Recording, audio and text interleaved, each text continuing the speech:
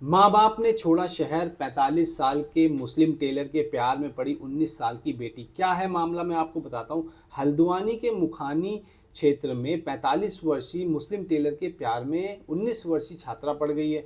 माँ बाप के समझाने के बाद भी वो उसी के साथ रहने की जिद पर अड़ी है। शुक्रवार को आरटीओ चौकी में माँ के मनाने पर भी बेटी नहीं मानी। उल्टा मुस्लिम टेलर के साथ रहने के लिए बेटी ने माँ को थप्पड़ मार दिया थाने में। इस बात से आहत होकर माता पिता ने हल्द्वानी छोड़ दिया है। अब वो अपने गांव बरेली लौट गए हैं। मुखानी थाना क्षेत्र में सड़क किनारे सब्जी का ठेला लगाकर एक पिता अपना परिवार पाल रहा था। बेटी बड़ी हुई तो उसने सोचा कि स्कूल के साथ साथ वो सिलाई मशीन का भी काम सीख ले, जिससे पिता को हेल्प मिलेगी। लेकिन पिता को क्या मालूम था कि जिस टेलर के वहाँ वो अपनी बेटी को भेज रहा है वो उसे वश कर लेगा।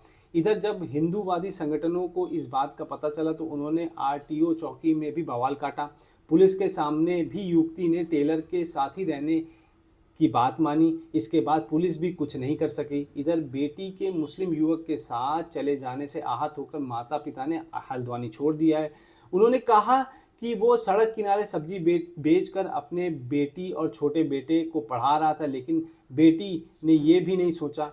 कहा कि अब उसका दिल टूट गया है, जैसा बेटी को करना था उसने कर दिया है। मैं वापस अपने गांव बरेली जा रहा हूँ, क्योंकि यहाँ पर समाज मुझे रहने नहीं दे रहा और ताने मारता है। 19 वर्षीय युवती जीजीआईसी स्कूल में पढ़ती थी, जिसके बाद वो घर के पास ही मुस्लिम टेलर के यहाँ पे सिलाई सीखने के लिए चली जाती थी। लेकिन 26 फरवरी के बाद वो घर नहीं लौटी।